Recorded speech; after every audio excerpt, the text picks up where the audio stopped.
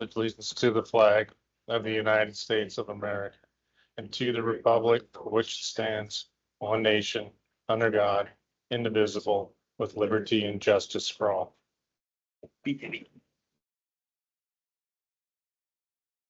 Alrighty.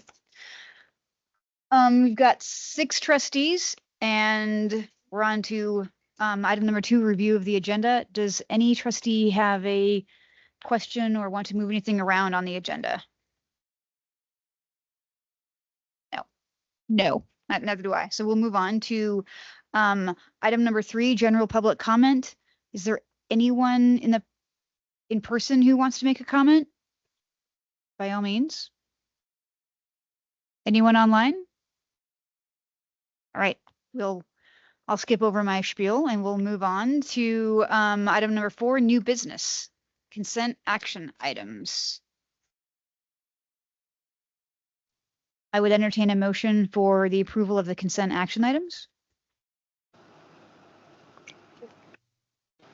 Chair McKee, I move that we approve the consent action items as presented. Thank you, Trustee Satry. Is there a second? I'll second. We've got a motion and a second. Is there any? Oh. I was just coming to that. Is there any public comment or board comment on the motion? This is Siobhan. Hi, everybody. I do have some discussions on the MTSBA that's within the consent action items that I think would be a good idea to discuss. Sure, go for it. Thank you.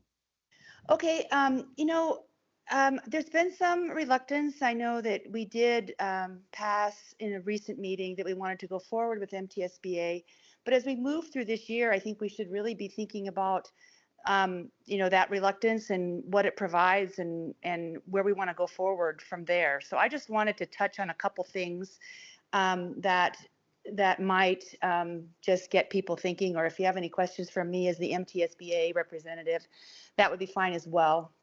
One thing that's come up, and I think Bozeman, just because I know the trustees from Bozeman have really led the charge, and the MTSBA and the camps decided not to take on some of those social issues, which is actually, and the reason that they didn't was because they felt that the makeup of the legislature was such that they would lose their ability to get more major things done like the STARS. And it wasn't a philosophical choice. I think it was more of a practical choice in their minds as to how they could be most effective with the legislature.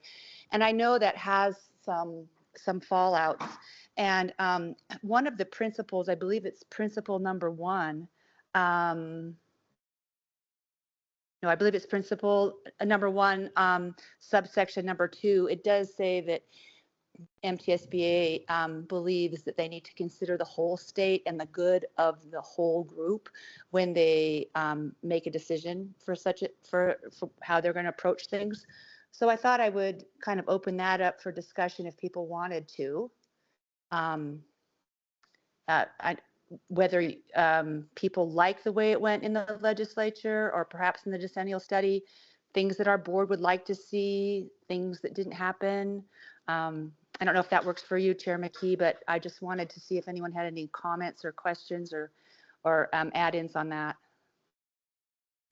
Trustee Haslund, I welcome the discussion, and if anyone has something they want to add, jump in. Looks like Trustee Madam Butcher wants to. Thank you so much. Yes, I feel like looking through these principles really helped me to understand MTSBA's role.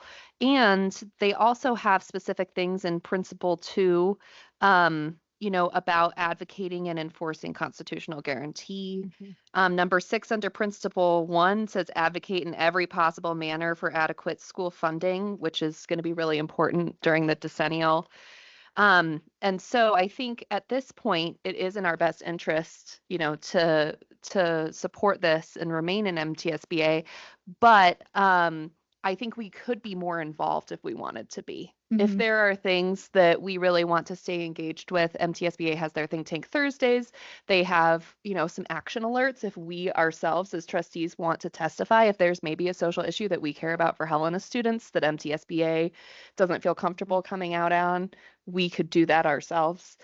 So I think that, remaining a part of it, but taking advantage of those engagement opportunities that they will let us know about would be great. And, Siobhan as our representative can bring our concerns as well if we're unhappy with certain aspects of it. Anything else? No, I don't have anything else. Just, Chair McKee, can I go ahead? You bet. Okay, yeah, I just piggyback on Jen's comments. First of all, as the rep and knowing that there's some reluctance, like I really want to hear from all of you guys and the administration as well as to what we want as a group. And if that's something that I can advocate for or have input for, I would be happy to do that. And then I also had a question. I know that I looked through the packet and it had the dues as a percentage, but I don't know if Janelle is on, but or maybe Rex knows, but what do we pay yearly in dues? Janelle's looking that up. Okay, while she's looking that up, I will just say I do personally know the two officers that are being voted upon. Rick Cummings is Cascade, and he was a board member when I was there.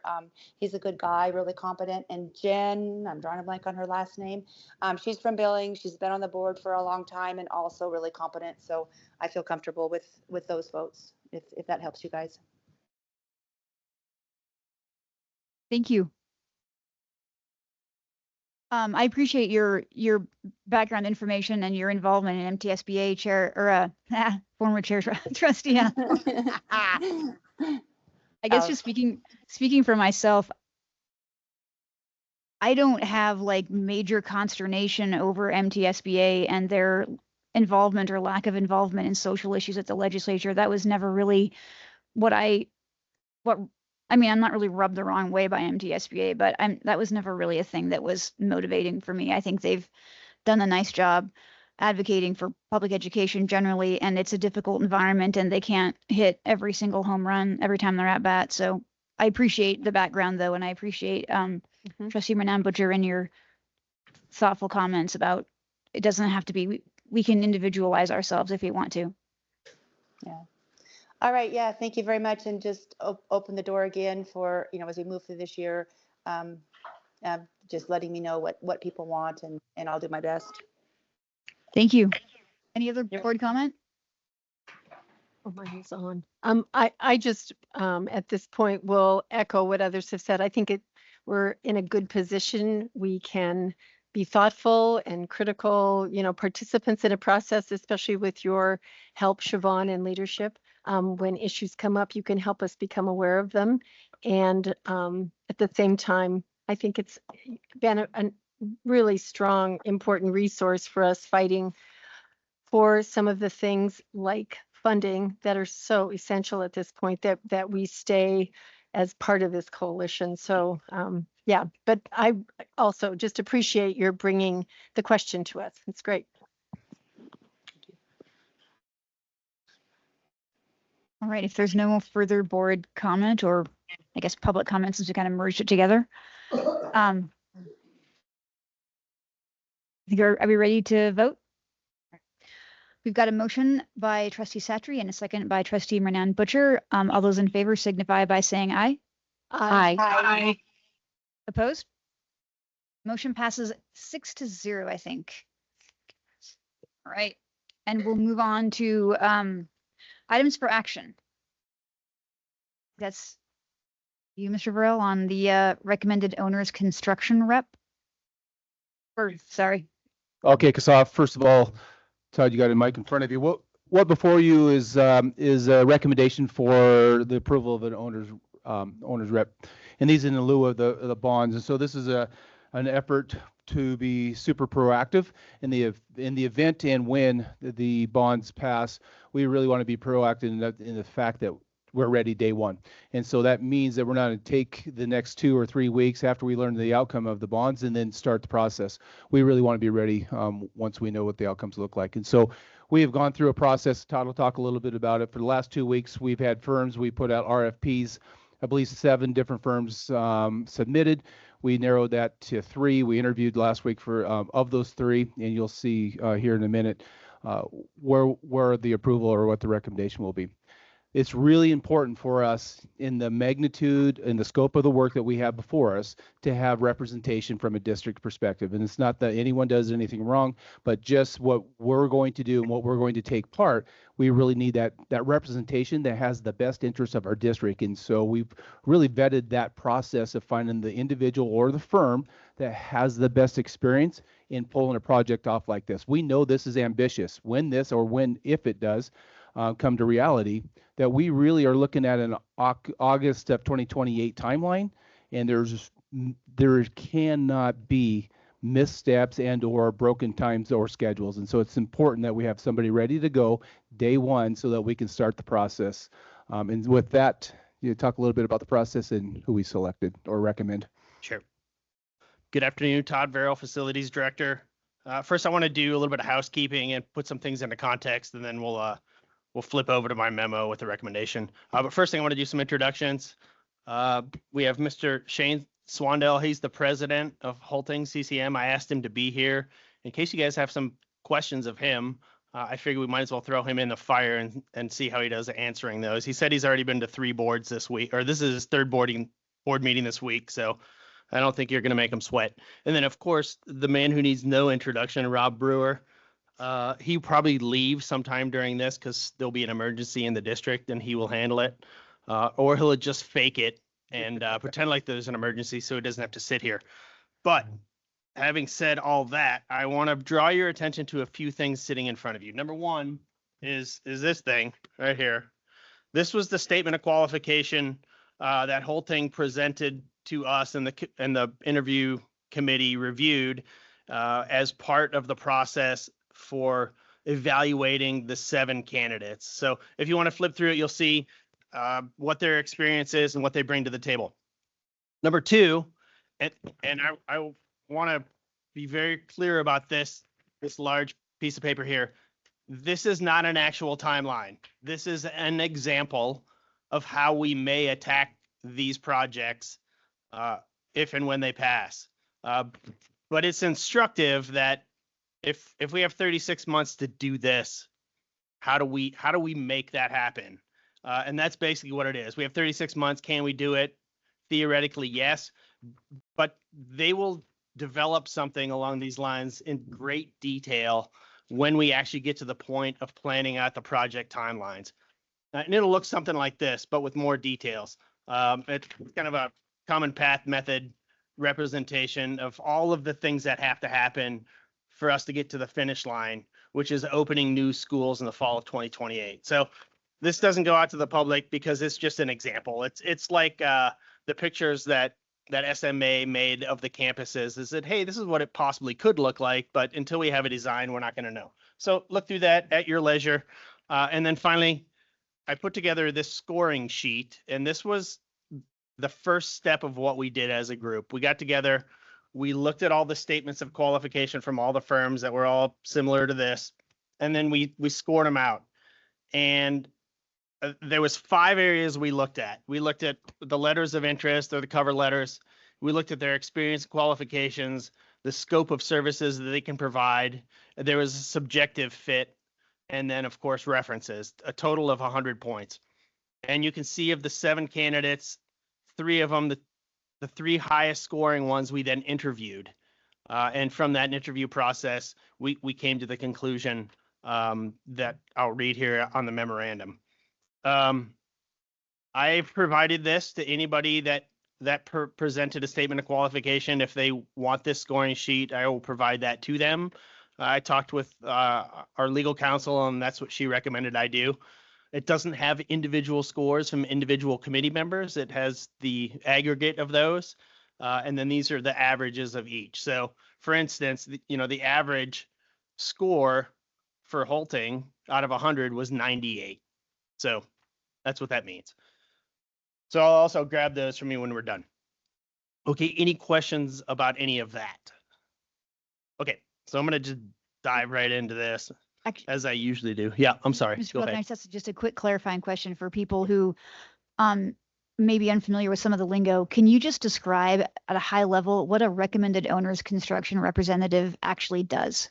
Yes, I'm gonna throw that over to Mhm. Shane so he can explain it in greater detail than I will. I'll come All right. back to that after you're done. Okay, sure. Excellent. Thank you.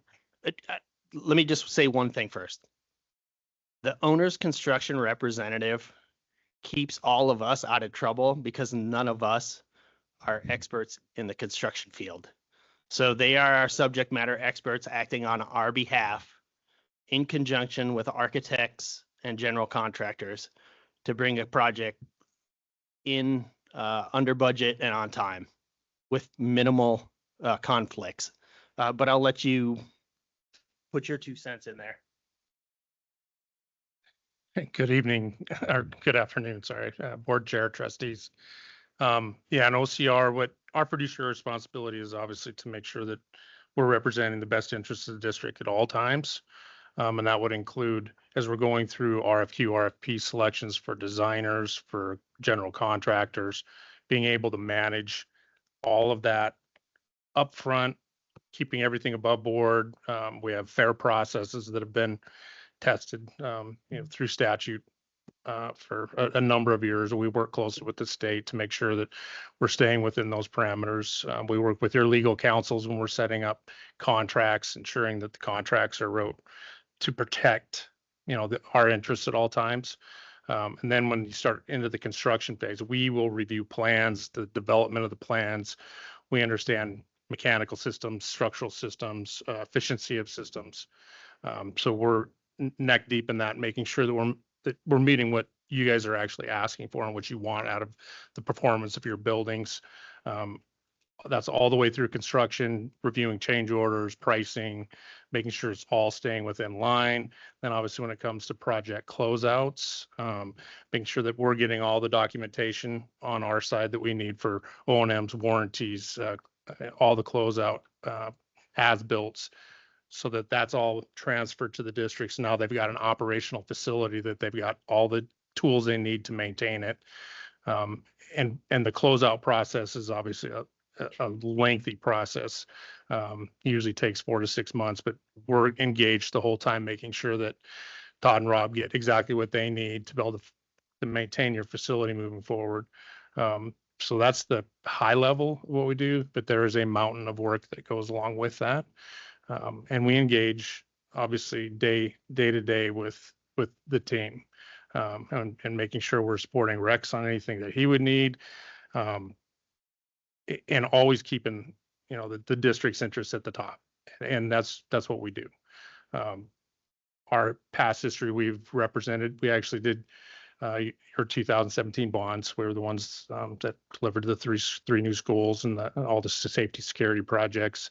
We've represented Billings on their large bonds, Missoula on their large bonds, Great Falls on their large bonds, and numerous other entities. This is a large bond set, but we're very used to that. All of those other ones were extremely large bond sets as well, with multiple projects, and we're well versed in that. Thank you. Okay. So you've got my memo in front of you. I respect the Board of Trustees. Request the Board of Trustees approve Holting CCM Incorporated as the district's owner's construction representative in preparation for the elementary and high school bond elections on 9 September. Helena Public Schools submitted a request for qualifications on 19 July 2025, seeking firms to serve as the owner's rep in the event that one or more of the bond measures pass. 7 qualified firms submitted statements of qualification by the deadline of 15 August. A committee of administrators reviewed the 7 applicants on 18 and 19 August and selected the top 3 qualified candidates. On 20 and 21 August, the committee interviewed the top 3 candidates and recommend Holting CCM Incorporated to serve the district as our owner's construction representative. Sincerely, Todd J. Verrill. Are there any questions from the board, online or in person, for Mr. Verrill or anyone?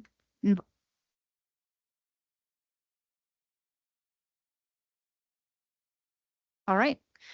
I'd entertain a motion. Chair McKee, I move that we approve halting CCM as the district's owner's construction rep in preparation of the elementary and high school bond elections on September 9th. Thank you, Trustee Cletus. Is there a second?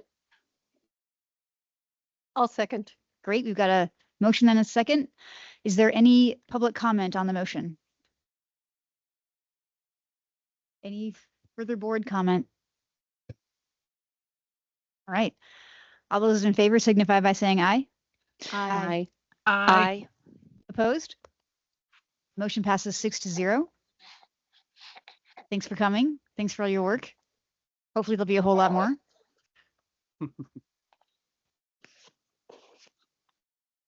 All right. Action item number 2, approval of the Mount Ascension Elementary and Middle School Student Performance Standards Action Plan of 25-26. Mr. McKay, do you have that mic in front of you? We can, hey, Todd, Yes. we're gonna switch that mic out in front. Oh, sure. Well, so the action plan you'll see, as Mr. McKay will explain here briefly, is that year 1 of our charter schools, there were some growth areas around Board of Public Ed and OPI, and the interpretation of the intent of the laws of where we started with our charters. After season 1 of charter schools, we found that there are some things that we need to change, do differently. And then not only on our own behalf, but I think the Office of Public Instruction, Board of Public Ed, and school districts need to come together and really understand what the interpretation of what the expectations look like.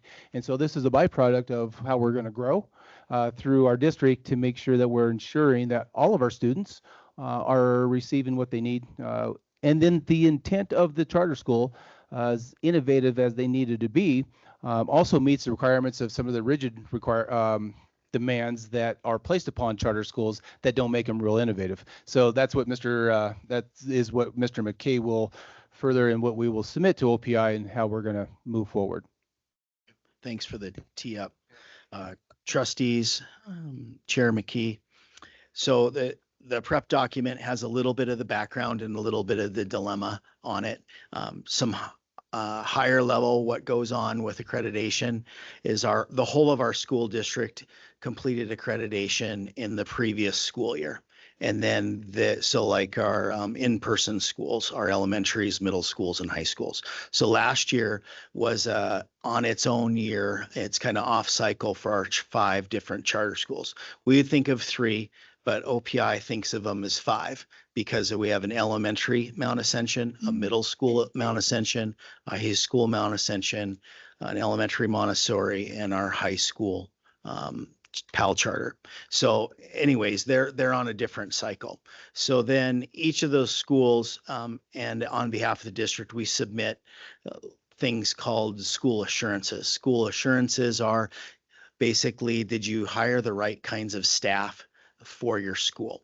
And so then we receive maximum point values in those categories in our regular schools. Occasionally you might have an uncertified teacher in one year, where then you might have to write an action plan to say that you're going to hire a certified teacher of that content the next year. So this is kind of equivalent to that. We got downgraded by the OPI on the student performance categories for 2 of our 5 charter schools. The high school charters actually don't have the same student performance criteria. So then when you're thinking of, we got asked to correct Mount Ascension Elementary and Mount Ascension Middle School, but not a Mount Ascension High School. The why behind that is they have different measurement tools. They don't expect that state assessments be conducted at the same level as they do with K-8 for accreditation. So this comes down to the part where they wanted us to submit massed data on student assessments. We submitted because we didn't have massed assessment data, and I'll go into deeper why. We submitted the student performance areas that we did see with our students in that area. Our Mount Ascension Elementary is Explore School. It's a STEM type school. So we presented performance pieces that those kids participated in that setting. We submitted personalized learning plans and accomplishments in ELA and math in the middle school version. But long story short is we didn't submit the assessments like they would have wanted. And the deeper reason for why is most of the kids that participate in Mount Ascension Elementary and middle school are part-time students. So we have many part-time students. Part-time students aren't required to do assessments. They can choose to not. We offer the opportunity, but when they don't, that counted against us, so to speak, that we didn't have that data set to submit to them. But we also were engaging our community in a way that we offered school choice to like a homeschool sector that might not have had it. So we feel strongly that we met the mission of our intention with our charter schools. The Board of Ed approved the plan that we had going forward, but the dilemmas in this assessment arena, there's really not a good way. They don't have, like OPI doesn't have a way to do a massed assessment at home. We'll encourage them to do that as a way forward. We'll continue to offer iReady assessments and present that as an alternative way to measure student growth. We will also have like our custom measurements that we create with our individualized learning plan and the progress that those kids are working through their program at Explore School or Mount Ascension Middle School. We'll have plans for them. We'll try to get it pre-baked with OPI. Does this satisfy your need to get a better score with this? It's also passionately unfathomable that you ask for scores and growth in a data point where you don't have a previous year. So then there was no opportunity to triangulate data, so to speak. As a longtime educator, you don't submit a score that is a one-time event. It's meaning a fall test only, and then that's your measure to measure a kid's growth. Then your winter comes along. Usually you need a third data point to see a trend rather than a two. And then combined, these are brand new things. So this recipe came together on the unbelievable end of things on why we got that from my point of view, but we're working through the corrective actions that we need to put in place. And then we'll get that pre-stamp from OPI of, does this hit the target before we submit? Because we didn't get an opportunity to, I guess, disagree with their ranking in time. So we'll do all that legwork. And when I say we, it's our academic team. So I wrote the memo, but then this is the recipe that we're coming up with that we think will be best. We also think it will help charter schools statewide in the future because this is the reality. Legislators wanted increased opportunities to engage people in public school offerings. We're doing that. We were very successful at that. We have increasing numbers in this arena. So we got to think of how we measure our student performance in maybe a little bit of a different, more accessible way. So we're participating in the work groups. We're doing that legwork, but we needed to have an action plan approved by the trustees as an article of evidence to submit to OPI that we're working to correct this ranking. It's also important to note that Mr. McKay and Ms. Hess have also met with OPI and around this agenda item, one of the items that they spoke about, and working with them to kind of calibrate our understanding of what they need and what's feasible on the ground. So again, I attribute a lot of this to season one. First year, growing pains, see if we can make some adjustments on both ends so that we can meet the requirements, and yet not add an extra burden to our families that chose not to be in a brick and mortar. That's the reason for the charter, and then to bring them back multiple times for assessment is really difficult to manage for families when they're out and about and not in school as we know it. So what we're asking is that you approve the plan before you submit it, and we'll work with both Board of Public Ed and OPI to solidify the plan. Thank you. And I think there's some questions. Trustee Hathorn, I see your hand up, but did you want to jump in, Trustee Cletus? No. Okay. Trustee Hathorn, go ahead with your question. Sure. Can you hear me? Yep. Okay. It just sounds like what Superintendent Superintendent McKay said, that it's growing pains, but I think it would be really great, and maybe through the Teaching and Learning Committee, to kind of keep the trustees abreast as the year goes on, because even though we all know that we're meeting the needs that are innovative and what our community wanted, and that these tests don't really fit that mold. This, from a public perception perspective, if someone wanted to take a hold of us, could get a different narrative, as you would say. So I think from a trustee perspective, I would like to know, as we move through the year, like how OPI relates to that, and if we're on the correct route to qualify or to meet the needs of OPI. Trustee Cletus? So season 2, I'm kind of curious, as you guys are being adaptable and using logic and practicality and experience, are you feeling you're getting the same from OPI? Or there's opportunity to receive that? Just curious. Yeah, personally, yes. I mean, the part that timelines expired without an interactive process, that's not how we work as educators or expectation of how we work with things. So that's a little frustrating, but the response for the way forward, yes, I think they will be interactive with us, and then we'll adjust. Literally, it's just like the recipe of what's being asked versus what can happen. Like a timeline issue is, and I think updating the board and teaching and learning committee is completely appropriate, but literally their timeline for submitting accreditation was the end of February. We literally adjusted all of our mass timelines and internal benchmark timelines this year, and you can barely do your data synthesis by the end of February to get a public document ready for people to see.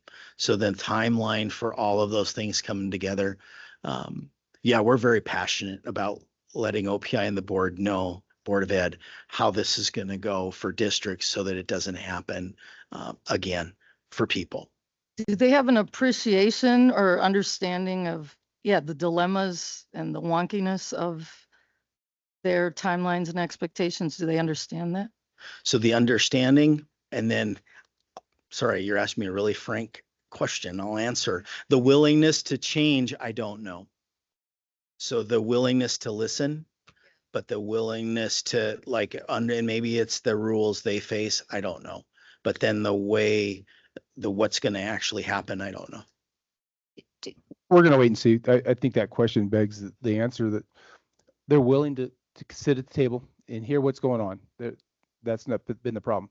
But the action after is what we're waiting for, to see if there's some movement that makes it less burdensome to not only Helena Public Schools, but probably schools across the state. Go ahead, Trustee Satry. These are just things I'm curious about. So the charter schools is a fairly, it's a new innovation across the state. MAST is a new,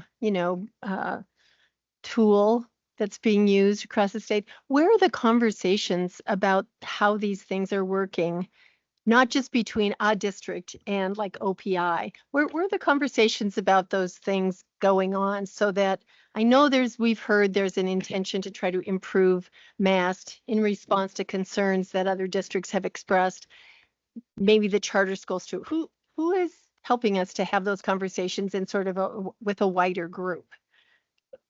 Is that even happening? So the answer is yes. So then the Board of Public Ed, and I forget what's McCall's official title. Executive director. Executive director literally facilitating a work group on adjustments moving into the future for charter schools. So then the Board of Public Ed is kind of oversees the whole of it, but the accreditation piece was collected through OPI's department. And so then you have accreditation through OPI, and then you have Board of Public Ed has additional, because they were asked to do, they have a different set of criteria additional to measure like charter schools on, like we have individualized charter school goals that would be different than a regular classic elementary school, for example. Mhm. But yeah, there's a working group to kind of help the new charters come online and to also refine the process as we go forward. I mean, I appreciate that it's just complicated because there are these different entities that There are all are. trying to collaborate. And then when you run into sort of what seems like kind of a basic tension between you need to have, oversight and concern about how are these things happening, and also innovation. You have these certain standards and you want people to do new things. I don't know. I'm just appreciating that it's challenging and difficult. And yeah, I'm glad those conversations are going on. I hope they're helpful, Yeah, productive, and it's a dilemma because they want new and different using the same Yeah. old measurements. measurements. And I Yes. mean, that can't work in some instances. I'm also hopeful that we've seen examples of this just roll out with charter schools this year, where the intent of legislation was to build this model. And then when it hit the ground, there were some things that didn't work well. For Janelle and I, was the basic entitlements in 1 year A and B versus 3-year average. And so we were thankful that Representative Beatty out of the Bitterroot had heard about it, knew about it, understood it after the implication, and had a change that made its way through both sides of the House and Senate that changed for the betterment of all districts. And so we're hopeful that we can bring this information to those that drafted the bills and approved, that there may need to be cleanup bills as we move forward for this and this year or the following year and then into the future. So there may be some work there that needs to be done. Thank you. Trustee Man Butcher? Thank you. I just had a couple questions, if Sure. that's okay. So I know, first of all, we're not the only virtual charter school having this problem in the state. Is that correct? It's true. Have other school districts had like a similar action plan? Have you talked to any of the other districts with virtual charters to see if they had any other ideas on solving the problem? So in our work group, we do. Yeah. And so then so yes, we've had conversations with that. Okay. Some of the differences are some of the charters got a provisional year 1 on accreditation, but it won't go into a year 2.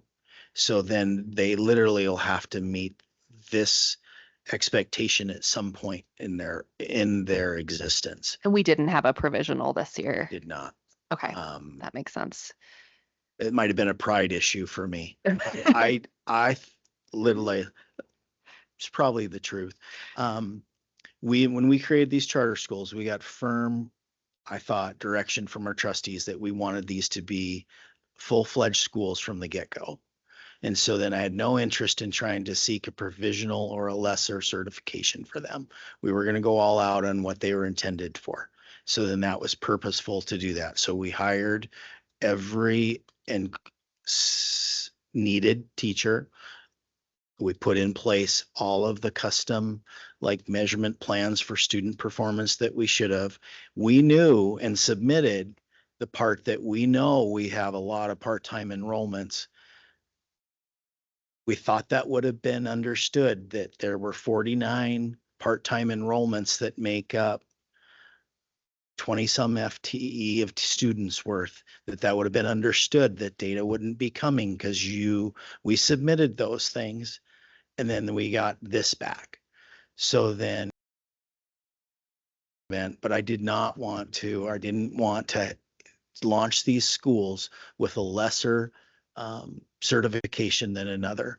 because we didn't want them to be lesser as a district. We kind of made it known to our community that we weren't making an easy route. We were making a co-parallel educational opportunity for kids.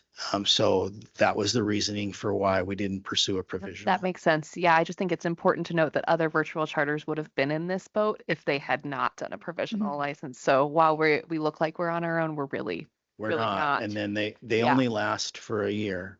And so then Yeah. it's good to find out. And then we're going to pave the way for something better.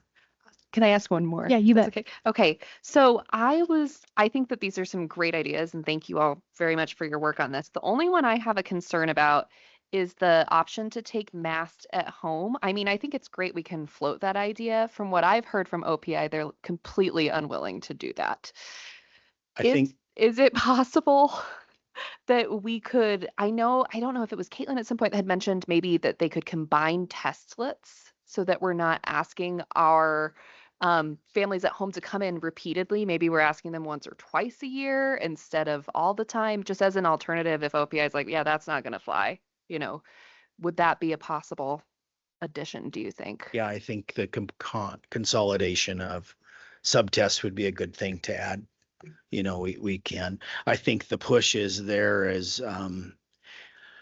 we can't do a mass site unless it's on a district server. There's no functional way to do that. That's not reality for a lot of our programs or a lot of our opportunities. So then they literally might have to come to a campus to do that test that they've never been before either. So like they should have a virtual proctored way of doing assessments if they really want to have this kind of charter school.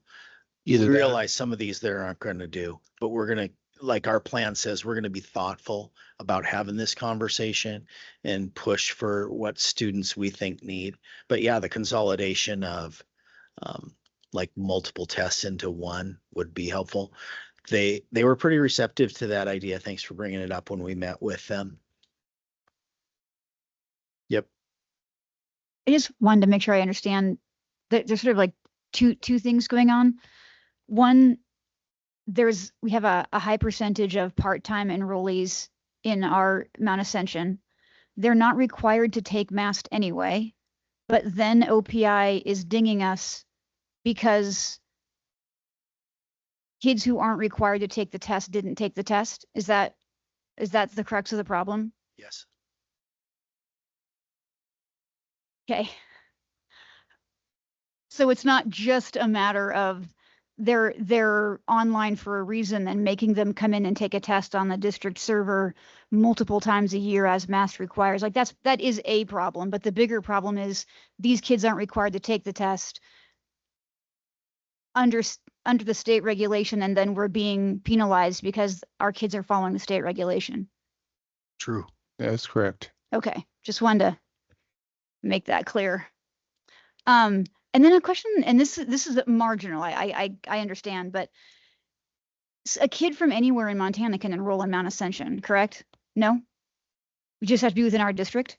Yes, so to do online, there's a rule in our state that you have to attend in, I don't know, maybe, Oh, there we okay. go. There we go. My voice is just getting Yeah. quieter. Though it's kind of a twofold. If you have an online experience in your district where you reside, then you can't go to another district and get the online. But if a kid is in a district that doesn't offer online anywhere in the state, they could So, enroll in that right, one? if the area where they live, where they reside, doesn't have that kind of a learning opportunity, then they could come and register. So then they I could see. participate. But then the other part of that is every school could register a child in MTDA in their home Oh, district sure. Yeah. and say they have it. But like if MTDA didn't have, we chose not to do an online elementary anyways, Mhm. so then some districts have stood up those kinds of charter schools. But MTDA may not have like a second grade level set of classes. So then you might be able to enroll in the Corvallis Rise Up Academy and live in Broadwater County. Right. But that's why ours have the in-person component to Ooh, them. I see. So then we'll have like Northern Jefferson County folks participate in our online academy, but we have in-person tutoring sessions and in-person class opportunities and in-person class guidance things for them to participate in. So then they have an in-person component. I see. So yeah. Thank you. Yep. Any other questions?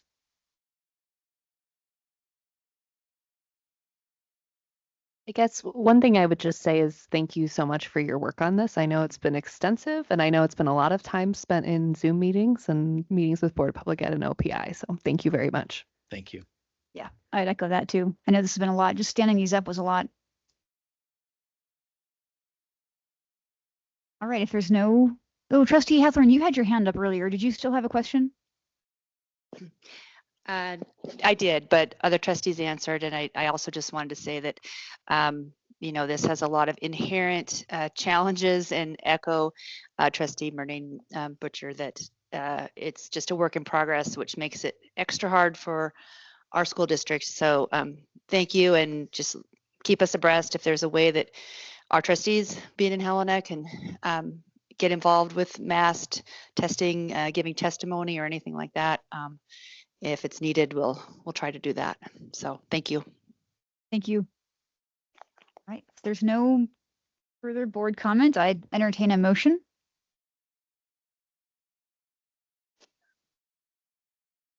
Chair McKee, I move that we approve this recommendation regarding the action plan. Let's see, how shall I say that? As presented here before us, as presented by Josh McKay. Perfect. Is there a second? I'll second. All right, there's been a motion and a second. Is there any public comment on the motion? Is there any further board comment? All right. All those in favor signify by saying aye. Aye. Aye. Opposed? Right, the motion passes 6-0. Is there any further board comment or any comments from the superintendent?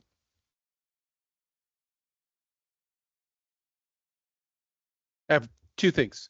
All right. One is that I want to thank Linda for being with us at Capitol this morning. We did a tour this morning with Mr. Zanto to the building, so appreciate you being there. And then thank you for, we don't do special meetings often, so I want to thank you for moving your schedule around and making time for when they are asked for, they're important. And so we appreciate it. So Janet and Siobhan online and the four of you up front, thank you for being here.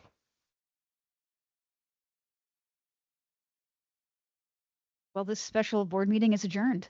Thank you, everyone. Thank you.